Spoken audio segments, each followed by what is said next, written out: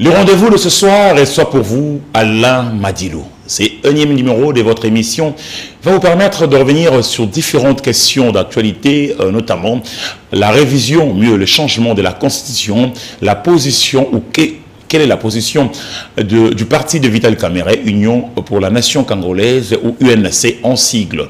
Ça fait quand même un bon nombre d'années, je veux dire, comme c'est là que Alain Madilou n'est pas passé ici dans nos murs, comme c'est là nous allons essayer ensemble avec lui d'épiloguer différentes questions d'actualité, mais aussi et surtout de connaître sa position, ce qui n'a pas marché pendant l'année qui vient de s'en aller, et ses perspectives, bien entendu, aussi bien sur le plan politique que de business, parce que vous le savez fort bien, Alain Madilou, c'est un nom de la famille artistique de notre pays, aussi bien sur le plan théâtral que musical. Alain Madilou, bonsoir et bienvenue.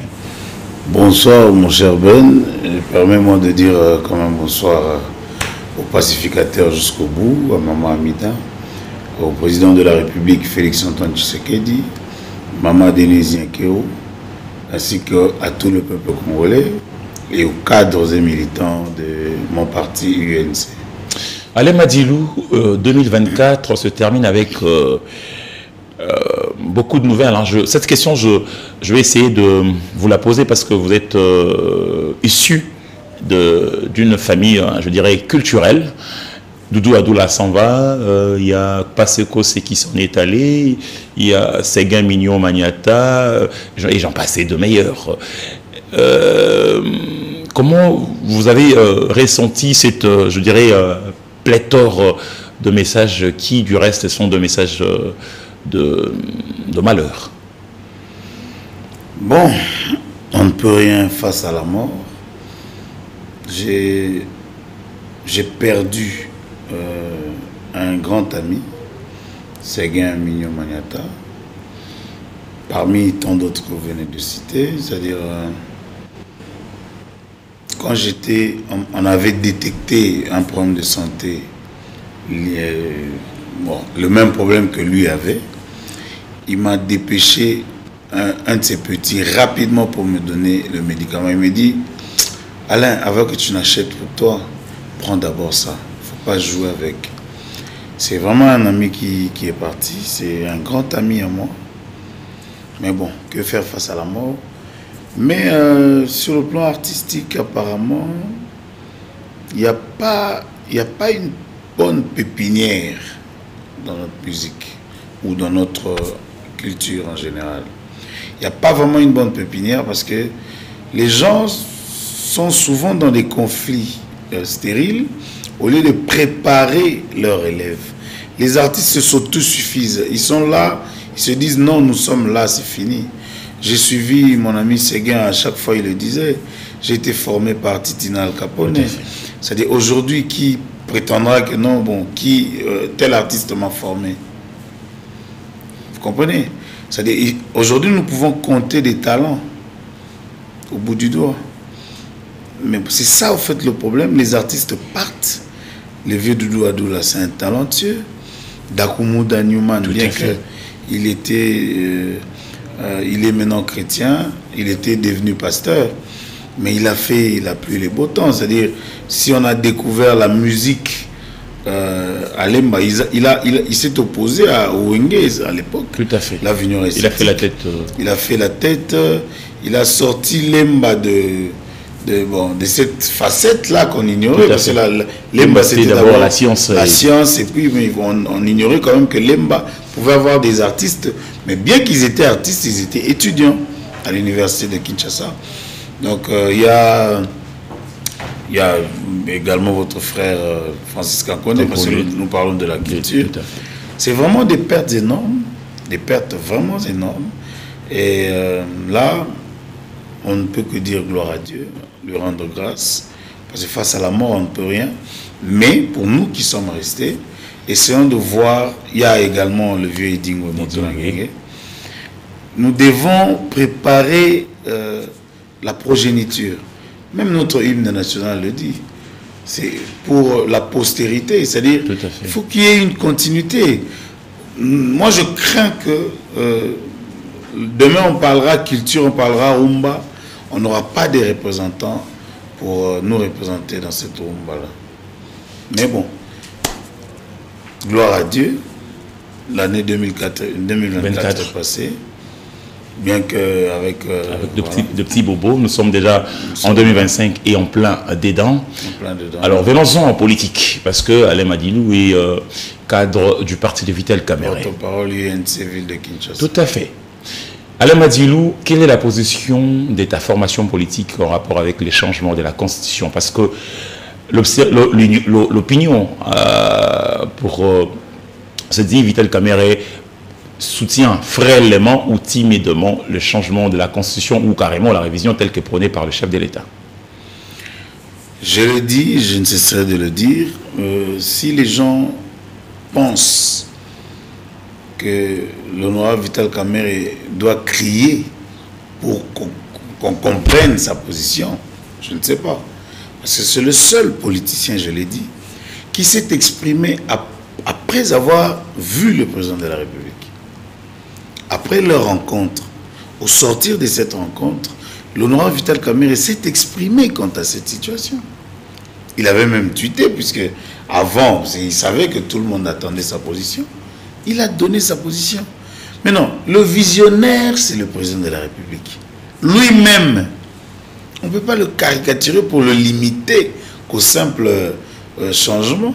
Le président de la République a donné la possibilité. C'est-à-dire, aujourd'hui, les gens ne comprennent pas que le président de la République agit en tant que démocrate. Un démocrate qui dit nous devons mettre en place une commission multidisciplinaire, pluridisciplinaire, où il y a toutes les couches, même l'opposition. Vous voulez vous opposer à une réflexion? Non. L'honorable Vital Kamerhe, au sortir de ces échanges avec le président de la République, il a été clair. Le président de la République a dit qu'il n'a envoyé personne pour aller vite en besogne. L'article 218 est clair que nous devons faire des réformes, n'est-ce pas? Le président de la République, lors de son discours sur l'état de la nation, il a dit nous allons faire des réformes profondes pourvu que la Constitution soit adaptée aux réalités politique de notre pays ou aux réalités sociopolitiques. Vous voyez, donc, c'est-à-dire, il ne faut pas caricaturer ici le président de la République pour dire que lui, il parle seulement du changement. Non. Je l'ai suivi au Kananga, il a dit, je vais laisser le choix au peuple. Si vous décidez que nous ayons un changement de la Constitution ou une révision, c'est à vous. Vous comprenez? C'est un démocrate qui parle. C'est-à-dire qu'il ne faut pas caricaturer le président de la République pour dire non, le président dit changement et les autres ne veulent pas s'exprimer. Non. Là, le président de la République est clair. Et on ne peut pas s'opposer à une réflexion. Lorsque le président dit nous devons réfléchir, vous prendrez quelle position lorsqu'on vous demande de réfléchir? Lorsqu'on est scientifique, lorsqu'on agit pour l'intérêt supérieur de la nation. On ne peut qu'adhérer à cette vision. On ne peut qu'adhérer à cette idée de la réflexion. Lorsqu'on doit réfléchir profondément pour le bien-être de tout le monde, on ne peut pas s'éloigner, on ne peut pas s'écarter.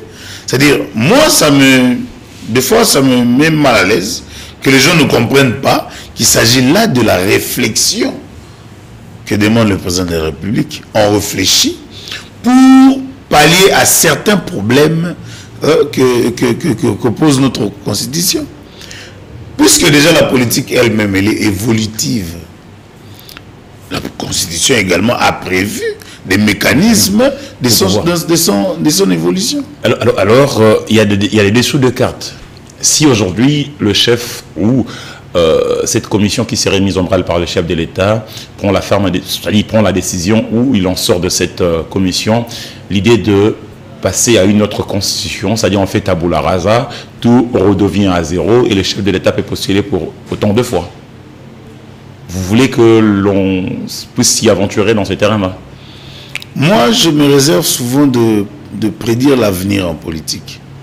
Parce que la politique évolue avec les circonstances, l'environnement, l'espace. C'est-à-dire la politique n'est pas statique, la politique n'est pas comme la mathématique, comme on peut le prétendre. Puisqu'on peut dire que demain je vais par exemple, asphalter la route qui mène vers la ville, par exemple. Je vais commencer ça à 6 h et la pluie commence à 4 h. Vous allez commencer ça? Non. Donc ça, vous voulez insinuer que le chef de l'État peut avoir l'idée et à la fin, si ça ne marche pas, il peut abandonner? Non, je ne dis pas ça. Je m'interdis de prédire ce qui sera sorti des... Tout à fait, une circonstance peut aussi barrer la route à la démarche du chef de l'État. Non, je dis que je m'interdis de prédire l'avenir en politique en République démocratique du Congo. Bon, dans le monde, parce que la politique, elle est évolutive. Elle évolue avec le temps. C'est-à-dire, aujourd'hui, on peut dire, bon, cette commission-là va... Déjà, vous voulez que ça soit le changement. Or, vous oubliez qu'il y a des réformes à faire. J'ai dit carrément revision ou changement. Il y a deux possibilités selon que le chef de l'État avait dit. Voilà. C'est-à-dire, lorsque cette commission-là sera mise en place, il y aura un débat. Et on dit en français, c'est dans les chocs d'idées que jaillit la lumière. Que jaillit la lumière. Je pense qu'on attendra de ces issues-là pour nous dire, bon, ici le chef, ou soit la commission, a décidé que nous allions vers le changement ou la révision.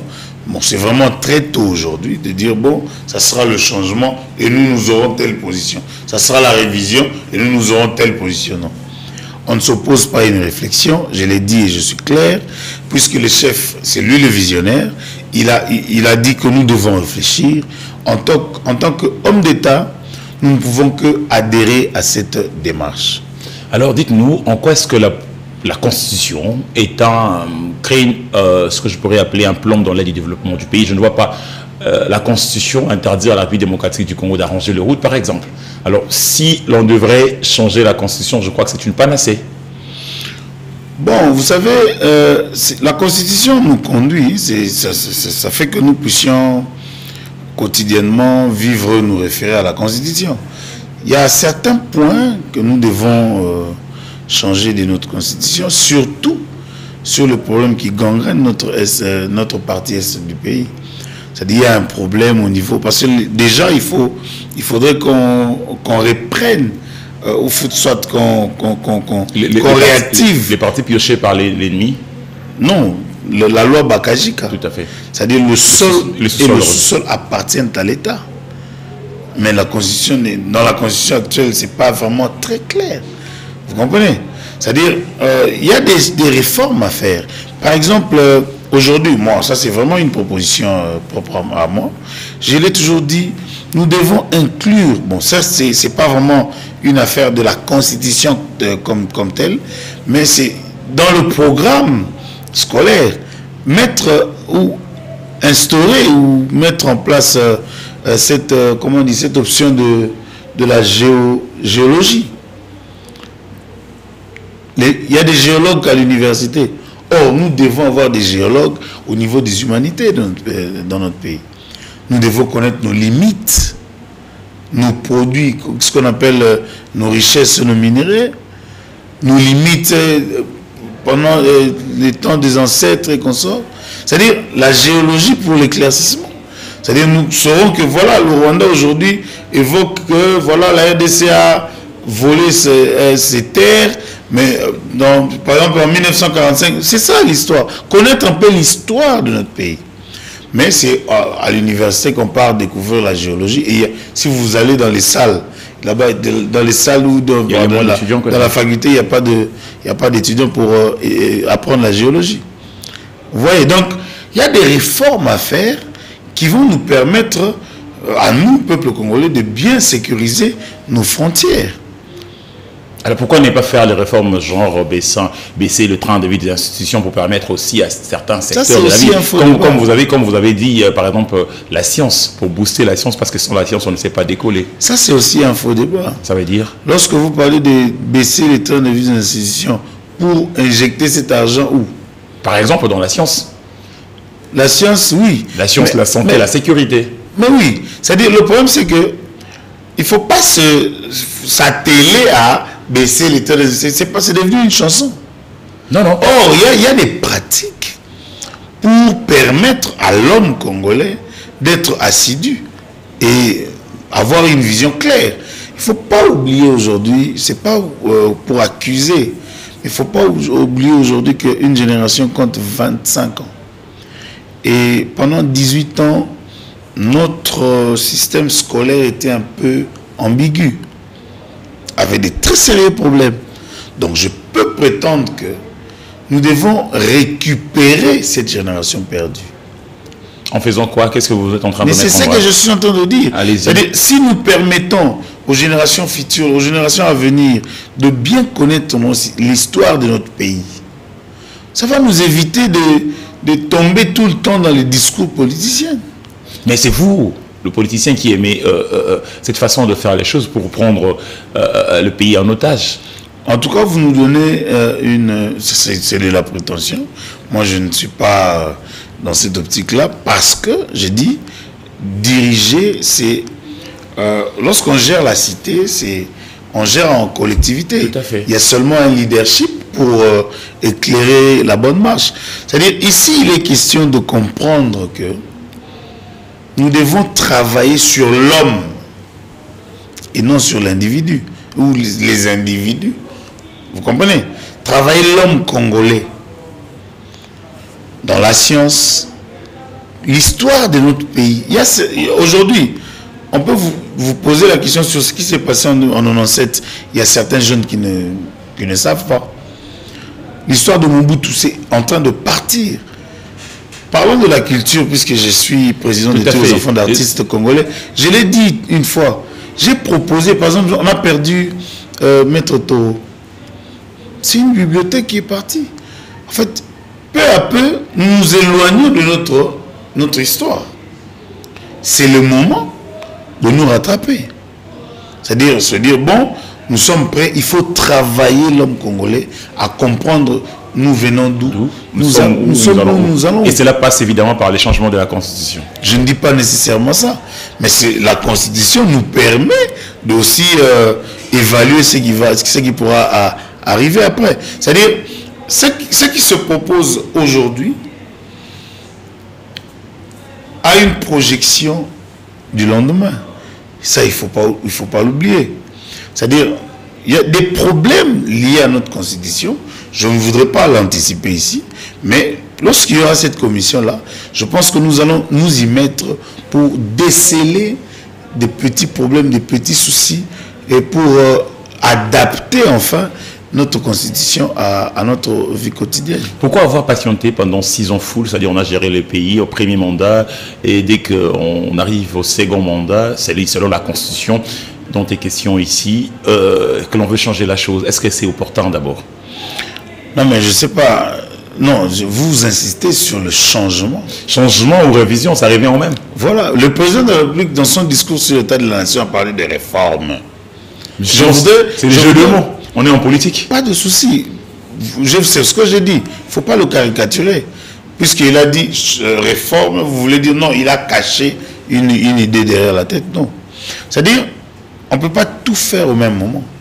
Lorsqu'il est arrivé au pouvoir, il a trouvé des chantiers, il a trouvé des projets. Par exemple, le projet 100 jours. Le projet 100 jours a permis aujourd'hui que Mama Emo puisse être très bien réhabilité. Les sauts de moutons et consorts, les hôpitaux de Kanchachi, tout ce que le 100 jours a fait. Vous comprenez? C'est-à-dire qu'il ne fallait pas dire, bon, je fais en même temps les projets qui sont en suspens et voir comment réviser ou réfléchir sur la Constitution. Non. Donc, il fallait aller step by step. Vous voulez parler du fameux projet 100 jours qui nous a laissé avec des problèmes dans la tête? Ne remuez pas les couteaux dans la plaie parce qu'il y a eu des détournements à fond. Je suis juriste, je ne vous permettrai pas de croire à ce qu'on vous a montré.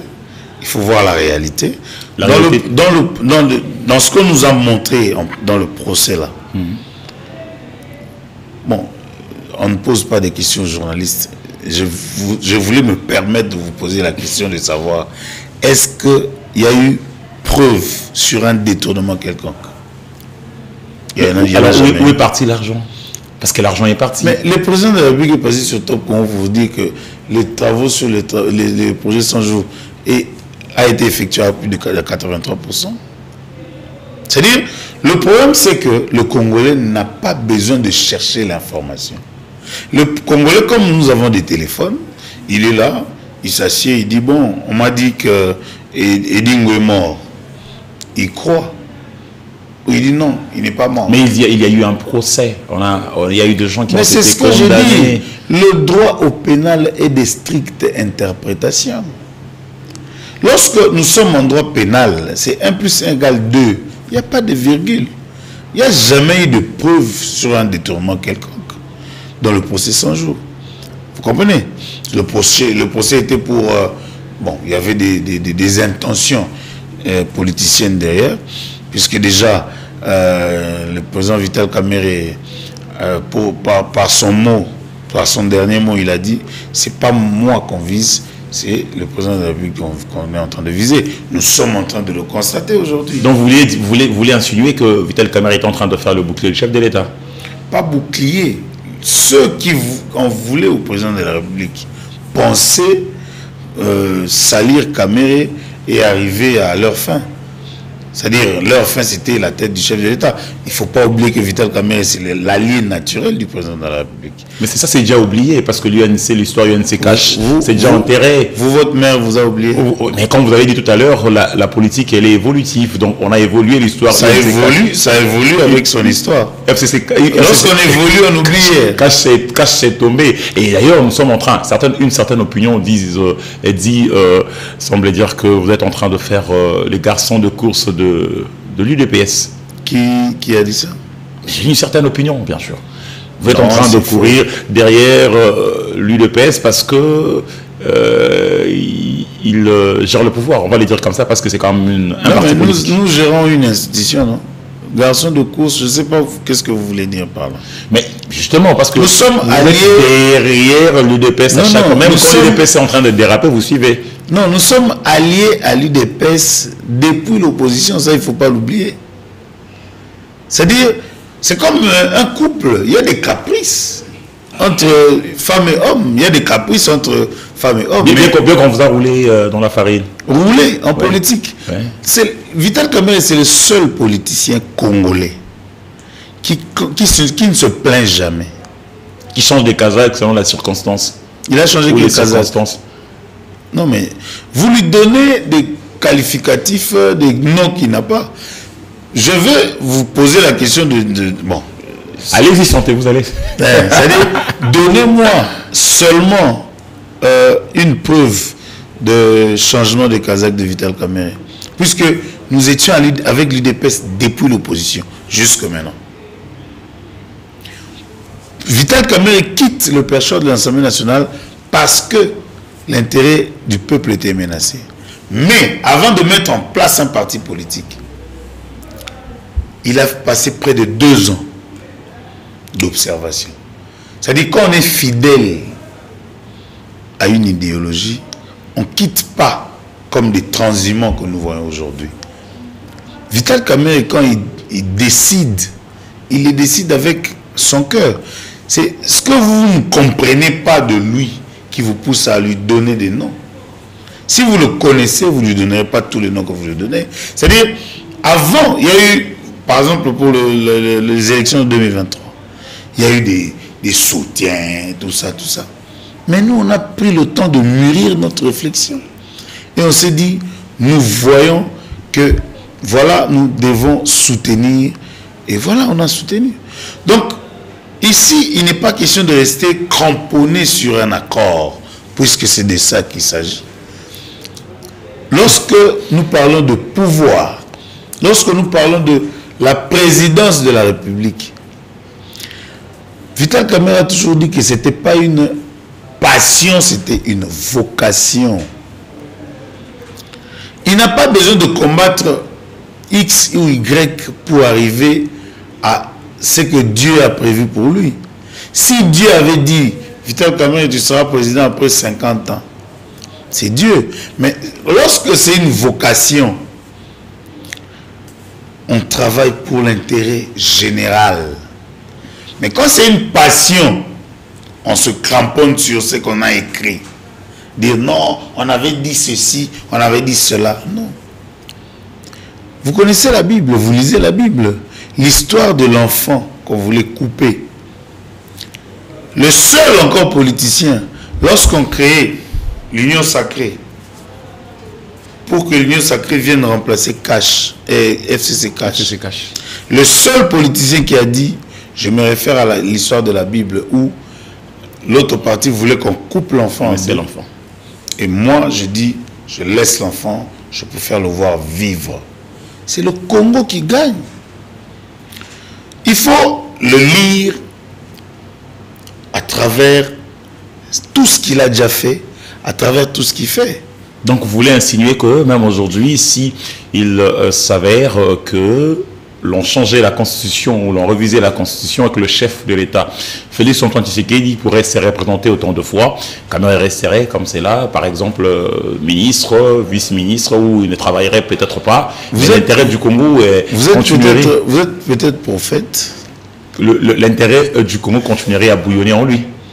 Mais il a dit lui-même que je servirai le Congo partout où je me retrouverai. C'est-à-dire, on ne peut pas, si Dieu ne dit pas que c'est...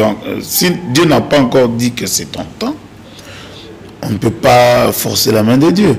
C'est-à-dire, là où vous êtes, c'est dans la prédiction de l'avenir. Moi, je ne voudrais pas vraiment être un prophète. Mais en lisant la Bible, vous pouvez aussi vous arroger le luxe de prophétiser votre avenir. Non, parce que vous venez d'en faire référence. On y travaille. C'est-à-dire, c'est pourquoi je dis, lorsque c'est une vocation, on y travaille. C'est-à-dire, aujourd'hui, dites aussi que le président peut dire, bon, j'ai fait mes 2 mandats, j'ai dit que Vital Kamerhe puisse continuer, voilà. Pourquoi vous ne le dites pas ainsi? Vous voulez que ce soit dans les conflits? Non, on ne parle pas conflit, on est en train de réfléchir à haute voix. C'est-à-dire, lorsque vous réfléchissez également de cette manière-là, que le président peut se dire, bon, j'ai effectué mes 2 mandats, Vital Kamerhe... J'ai choisi Vital Kamerhe comme dauphin. Par exemple. Alors, quid de 2 autres contre, je dirais, protocole d'accord avec d'autres personnes? Moi, je parle de Vital Kamerhe, et si vous voulez parler d'autres personnes, parlez d'eux. C'est-à-dire, moi, je dis, puisque vous réfléchissez à comment nous pouvons nous opposer à ce que vous prétendez savoir, pensez aussi que ça peut se passer normalement. Tout à fait. Que ça vienne du président de la République pour dire, bon, Vital Kamerhe prend la relève. Pourquoi pas? Mais ça créerait de remous. Non, vous êtes toujours dans la prophétie. Moi, je dis, je donne 2 possibilités de réflexion. C'est-à-dire, on va aller avec le 2 possibilités. C'est-à-dire, d'un côté, on peut choisir Vital Kamerhe comme dauphin, et de l'autre, le chef peut y rester si, et seulement si l'option du changement de la Constitution s'avérait vraie. Pourquoi pas l'option de réviser la Constitution? On réviser la Constitution qui donnerait une brèche au chef de l'État pour pouvoir continuer, par exemple. Vous voulez que le chef de l'État continue? Vous êtes Congolais, vous êtes libre. Justement, nous sommes en train de réfléchir à toi. Cette émission a un caractère pédagogique, cher Madilou. Oui, je vous comprends. Vous êtes Congolais, vous êtes libre de dire que le président de la République peut continuer. Moi, je ne suis pas contre vous. Oui. Puisque le président de la République lui-même a dit à Kananga que le peuple va décider. Vous êtes le peuple, vous dites, c'est vous qui allez dire nous allons changer ou réviser. Vous comprenez? C'est-à-dire, ce que vous voulez, vous êtes libre de le penser. Moi, j'ai dit que le pays aujourd'hui a besoin d'une réflexion de l'opposition et de la majorité. C'est-à-dire, nous avons besoin de choquer les idées pour ressortir quelque chose pour l'intérêt du pays. Alors, si c'est ce que vous voulez, tant mieux, on applaudit, on avance. Si cela va permettre que le pays puisse se développer, je ne vois pas du mal à ça. Déjà ici, ce que nous voyons ici, nous nous disons, ah, c'est quand même un fils du pays qui dirige. Alors quand c'est un fils du pays, on sait voir que sa touche est différente des autres. Donc on peut se dire, bon, si le président de la République peut continuer, si cela va permettre au développement du pays, on ne va pas se dire non, on ne va pas se leurrer pour dire non, non, ça doit être moi. Non. Si c'est le pays qui va gagner, nous allons adhérer et avancer. Mais ça dérange parce que le chef de l'État a dit on ne sait pas s'organiser parce qu'il y a le blocage du FCC, il y a la guerre à l'est du pays, il y a le Covid. C'est-à-dire il n'y a que de ce que je pourrais appeler de bouc émissaire. Et voilà, maintenant c'est la Constitution. Voilà pourquoi les gens n'ont pas tendance à faire confiance au dire du chef de l'État. Non mais ne vous en faites pas, le chef de l'État c'est la personne la mieux informée de notre pays. Ça dit action rime avec information. Il y a ce qu'on dit clairement et il y a ce qu'on ne dit pas clairement. Il ne faut pas oublier que le président de la République, c'est d'abord un politicien. Lorsqu'un politicien dit quelque chose, il faut le prendre avec beaucoup de dextérité. Il peut parler de ça pour vous faire comprendre ça. Il ne faut pas le comprendre au mot. Ça, c'est vraiment mal comprendre ce qu'un politicien peut dire. C'est pourquoi vous pensez que le président de la République se dédie. Non. Lorsqu'il parle, il peut vous sortir ça, mais pour vous informer de quelque chose. Qui peut, parce qu'en politique, il y a, à ce niveau de gestion, il y a des choses qu'il ne peut pas dire clairement. C'est pourquoi, des fois, il utilise des méthodes, des métaphores. Vous comprenez? Si vous voulez le comprendre comme tout le monde, tant mieux. Mais nous le comprenons en tant que politiciens. Et nous disons qu'il n'a pas tort. Dites-nous un peu, qu'est-ce qui fait que l'UNC, je peux me permettre, s'effrite un petit peu? Parce qu'il y a Juvenal Mounoubo qui est allé du côté FDC, il y a eu le député Bindoulé qui avait quitté, c'est-à-dire il n'y a que des départs, il n'y a pas assez d'entrée. Il y a Tochumani Kisome qui est allé à l'ULPS. Est-ce qu'il y a un petit bobo qui ne dit pas de son nom au sein de votre formation politique? Il faut dire aussi Alain Madilou qui est toujours là. Mais justement, Alain Madilou a toujours été là. L'information, c'est qu'il y a trop de départs, il y a un problème au sein de votre formation politique. Vous savez, dans la vie ici, il faut se dire, il y a des gens qui sont avec vous par conviction et il y a de ceux-là qui sont avec vous par intérêt. Vous êtes journaliste, je vais peut-être passer à l'émission gratuitement, je viendrai peut-être vous dire bonjour, vous allez citer mon nom à la télévision. Mais le jour où vous ne serez plus journaliste, vous saurez qui vous a aimé pour de vrai. En politique, il y a des intérêts qui comptent. Non. Ça, je m'inscris en faux. Pourquoi? Parce que l'honorable Vital Kamerhe a passé quand même 2 ans en prison. Mais le parti a prouvé le contraire de ce que vous pensez de la politique. Nous, à l'UNC, j'ai compris que c'était... L'UNC a son âme, c'est-à-dire les gens adhèrent à l'UNC par conviction. Il n'y a eu aucun départ hors de ce que nous connaissons, de l'histoire de notre pays. Lorsqu'on arrête un leader, son parti, c'est fini. Question de l'intérêt sur la politique. J'en réfléchis 2 fois, hein, je me suis dit non. Parler d'intérêt en politique, on doit savoir de quel intérêt dont on parle, dont on fait allusion. Parce qu'il y a aussi intérêt positif. En tout cas, il y a à boire et à manger lorsqu'on parle d'intérêt en politique, puisque à l'UNC, nous avons pu prouver le contraire. Les départs, oui, c'est comme dans toute famille. Il y a des frustrés, il y a des gens qui se sont dit, bon, j'ai fait mon temps, je pars. Mais moi, j'ai toujours dit, j'ai toujours conseillé, parce que moi, je gère les communicateurs. Des fois, quand je les forme, je leur dis, le temps passé dans un parti politique est un investissement. Puisque la politique n'est pas rémunératrice, elle est compensatoire, votre investissement dans ce parti politique doit vous être compensé. C'est-à-dire, c'est comme aujourd'hui on parle de Lumumba. Moi, tout le monde qui me voit, c'est pas pour parler de moi, me disent, ah, tu es toujours fidèle à Vital Kamerhe. C'est une fierté lorsqu'on vous dit, vous êtes fidèle. C'est comme une femme. Lorsqu'on dit d'une femme qu'elle est, elle côtoie beaucoup d'hommes, c'est pas une fierté. Mais lorsqu'on dit, cette femme est fidèle à son mari, c'est une fierté, ça la rend fière. Et cet investissement, j'ai investi en âge, en temps. En énergie. En énergie, je ne peux pas jeter ça comme ça. Parce que j'ai été frustré. Parce que je me suis dit, j'ai demandé l'argent pour l'hôpital de ma femme. Non. Je dois faire la politique pour la République et pas pour mon intérêt personnel. Donc ceux qui partent sont des frustrés.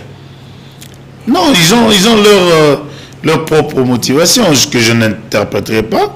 Ici, je suis vraiment en train d'exhorter tous les politiciens que le temps passé dans un parti politique est un investissement.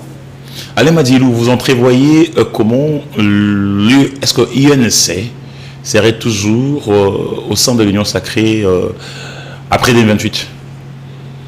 Non, mais l'Union sacrée a été créée par le président de la République. Comme il peut dire, bon, l'Union sacrée n'existe plus, comme par exemple lorsqu'il a reçu des députés. Parce qu'on peut, se dire, ben, 2028, c'est ici que le Romain est son poignard.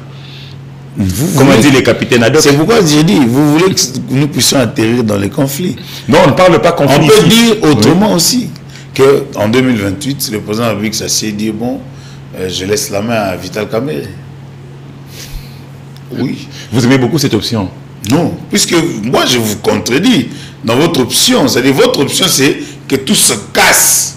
Non, non. Moi, en tant que pacificateur, fils du pacificateur, je veux que les choses se passent autrement par rapport à ce que toi tu penses. Au lieu que les Romains s'empoignaient, les Romains s'entendaient. Revenons au changement de la Constitution. Est-ce que vous pensez réellement que ça profiterait au chef de l'État, sinon à l'Union sacrée, si jamais l'on changeait ou l'on revisait la Constitution? Tout dépendra de ce que va ressortir cette commission. C'est-à-dire profiter ou pas, c'est des articles qui seront mis en branle pour discuter autour, qui nous dira si ça profitera à qui. C'est tôt de prétendre que voilà, nous allons réviser tel article, on va discuter autour de tel article.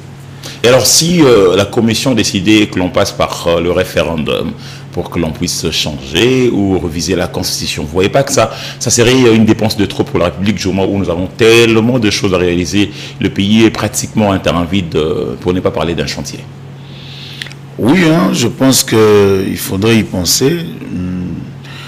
Arriver à ça vraiment, c'est la commission qui en décidera. C'est tôt de le dire, c'est comme je l'ai dit.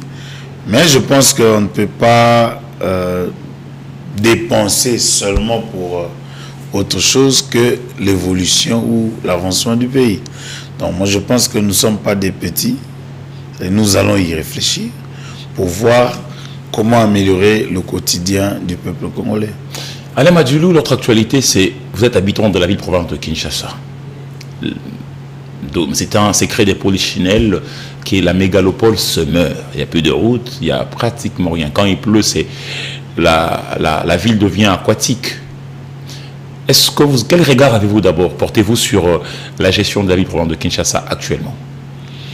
Bon, je ne voudrais pas vraiment reprocher à mon frère gouverneur Daniel Bumba. Ça peut être aussi un bon reproche. Oui, je ne voudrais pas le reprocher d'avoir hérité ce qu'il a hérité. Parce qu'il ne faut pas des fois charger celui qui arrive. Hein, puisqu'il a hérité des mauvaises routes. Kinshasa, il faut le dire, c'est une ville très bien urbanisée du monde. Hein. Très bien urbanisée. Les routes que nous avons à Kinshasa, les routes secondaires, les avenues, tout ça là, vous irez dans d'autres pays, vous ne le verrez pas. J'étais au Cameroun et machin. Il n'y a pas de... vous faites référence c'est-à-dire à quelques pays africains. Oui. Il n'y a pas de ville urbanisée comme Kinshasa. Vous avez parlé du plan B quand on parlait de la révision, changement de la Constitution, mais vous n'avez pas fait référence aux expériences empiriques, par exemple de ce que la Côte d'Ivoire a pondu et le Sénégal, par exemple. Pourquoi ne pas faire référence à ça? Non, moi je parle de nos pays. Et justement, parce qu'il y a des pays aussi et qui ont urbanisé, qui ont changé les fusils d'épaule. Non, mais moi je parle de la République démocratique du Congo. Je ne prendrai pas d'autres exemples parce que nous ne vivons pas la même chose. Nous avons nos réalités, nous avons la guerre, eux ils n'ont pas la guerre. Alors la réalité telle que la ville se meurt, que faire? Mais c'est ce que je dis, c'est-à-dire, bien que le gouverneur a hérité, mais il s'est mis au travail. C'est-à-dire, déjà j'ai vu les caniveaux être curés, tout ça là. Mais je voudrais ici profiter de ton micro pour dire, il faudrait que l'État puisse privilégier les PPP, c'est-à-dire programmes partenariat public-privé. C'est aussi important. Parce que en faisant référence à ce qu'a dit le chef de l'État, qui va créer des millionnaires congolais, moi je pense que si moi, Alain, j'ai un petit 1000 $, j'entretiens l'avenue, ou je mets en place des avenues, tout ça là, je mets mon péage et tout. Voilà, ça va permettre à ce que la ville soit propre. Ici, il est question aussi de comprendre que ce qu'on a fait à Kabamba, on peut le faire sur toute la ville de Kinshasa, pourvu qu'il y ait fluidité sur des routes. C'est-à-dire, lorsqu'il y a des véhicules qui roulent, vous pouvez vous décider, bon, aujourd'hui, nous fermons, par exemple, Kabamba pour mettre maintenant une route praticable. Parce que ça, ce sont des solutions palliatives. C'est-à-dire, nous prenons des caillasses, on appelle ça enrobé, c'est-à-dire enrobé. C'est vraiment pour permettre seulement que les véhicules puissent passer. Mais les routes durables peuvent intervenir après. Donc si nous prenons cette résolution sur toute la ville, on permet d'abord que les routes qui sont impraticables deviennent ou redeviennent praticables. Et on commence maintenant à mettre en place de nouvelles routes. Je pense que ça va aider sur le problème d'embouteillage. Ça va aider parce que nous avons un problème de route secondaire. On peut faire tout ce que nous voulons ici. Nous pouvons faire tout ce que nous voulons avec des routes, des grandes artères et tout. Mais si nous ne travaillons pas sur des routes secondaires, des avenues et consorts, nous aurons toujours un problème d'embouteillage. Alain Madilou, vous savez que lorsqu'on parle de la République démocratique du Congo, terre de nos ancêtres, c'est également Patrice Emery Lumumba qui vient d'être célébré. C'est-à-dire on vient de célébrer ses 65 ans, 64 ans de disparition. Il y a également Mosé Laurent Désiré Kabila, 24 ans full. Mais aussi et surtout, tout ce que nous venons de parler ici, c'est-à-dire au changement de la constitution, position de l'UNC. On a parlé de la ville-province de Kinshasa. On a parlé également de la guerre de l'Est qui nous est imposée injustement par le Rwanda. Bien entendu par le biais de ce supplétif, mais nous voyons le Rwanda. Est-ce que vous pouvez nous faire, donc ça dit faites-nous un résumé, mais aussi surtout, vous allez profiter de ces micros pour dire votre mot dès la fin, comme nous aimons bien le dire ici en République démocratique du Congo. Merci mon frère Ben, je suis quand même un Kinois et je porte la parole de l'UNC pour le compte de Kinshasa. Vous permettez que je m'adresse aux Kinois. Pour ce qui concerne la ville de Kinshasa. Sentez-vous à l'aise. Kinois, tout comprendre que concernant Kinshasa, tout mekakulingambo kanabiso. Kinshasa zonga quand même d'engezalaka. Mai, j'ai vu ba poubelle et belé bachina banzela. Tout ça là effort. Tout ça ba bidon na biso mai so meli ko boka na balabala te o china poubelle. Ba caniveau ba poubelle na biso ndako. Au lieu que nous avons une rivière, il y a un biso. Tout ce qu'on appelle l'État, parce que il y a ce que l'État peut faire pour le peuple, il y a ce que le peuple peut faire pour son pays. C'est important. Concernant le changement ou la révision de la Constitution, le président de la République s'est adressé en tant que démocrate. Il ouvre un champ de discussion, puisque les Français disent c'est dans le choc d'idées que jaillit la lumière. Pensant vite à la position de l'UNC, le président de l'UNC s'est exprimé au sortir de son entretien avec le président de la République, qui est d'ailleurs le seul leader qui s'est exprimé après avoir discuté avec le président de la République. Il a donné l'article 218 qui est dans la Constitution qui prévoit le mécanisme de la révision constitutionnelle. Moi, je l'ai toujours dit, moi en tant qu'Alain Madilou, je l'ai toujours dit, puisque le président de la République dit changement ou révision, en tant que démocrate, il y a de ceux qui peuvent appuyer le changement, il y a de ceux qui doivent normalement appuyer la révision. Et quand sera mise en place cette commission-là, dans le choc d'idées, que nous allons ressortir une résolution finale. Puisque nous n'en sommes pas encore à ça, réfléchissons.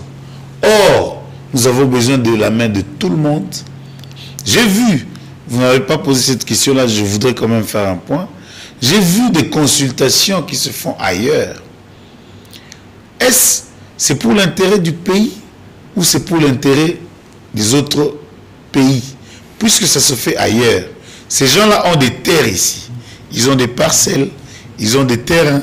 Ils peuvent consulter ici si Cela se faisait dans le cadre de l'avancement de notre démocratie. Merci d'avoir disponibilisé ou donné de votre oreille, vos yeux, mais aussi du temps pour pouvoir nous écouter ce jour. Votre émission, Le Rendez-vous, vous revient dans un peu de temps avec un nouvel invité avec qui nous allons parler toujours de la République démocratique du Congo. Bye et à la prochaine.